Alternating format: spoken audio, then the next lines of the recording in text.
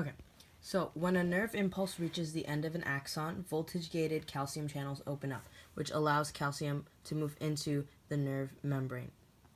This is going to push the synaptic vesicles that are full of acetylcholine into the synaptic membrane. The vesicles are going to fuse with the membrane and move into the neuromuscular junction, which is this area here.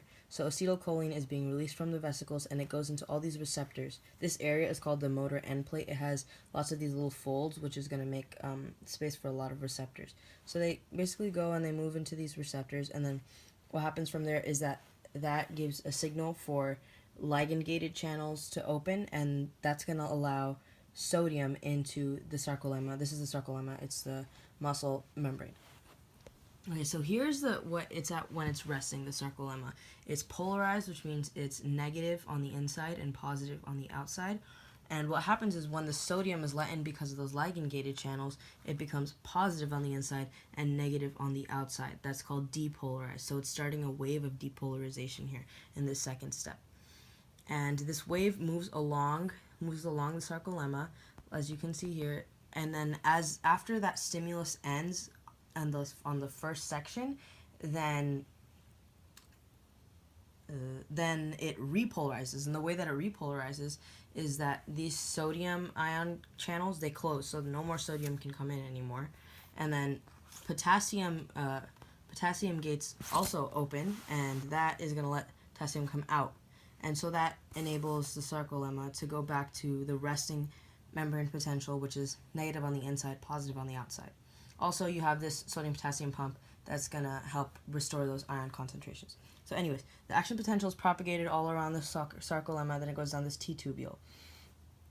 When it reaches the T-tubule, it triggers calcium release from these things, which are the terminal cisternae of the sarcoplasmic reticulum. So the calcium's coming out of here.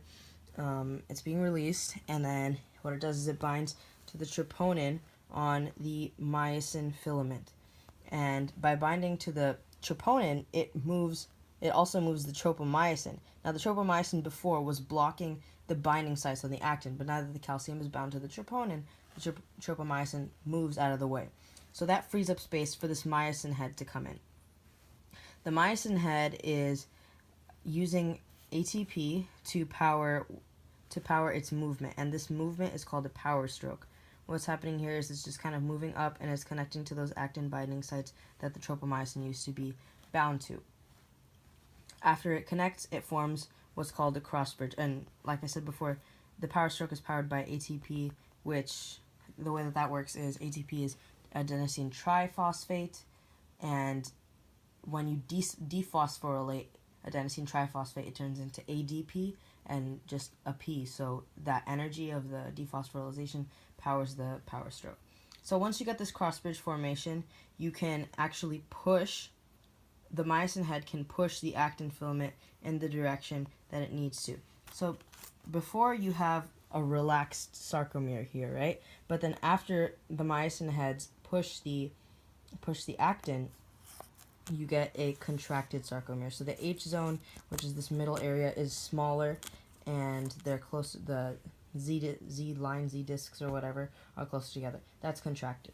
So basically, now that ATP was used, you need to bind a new one to keep the power going, I guess.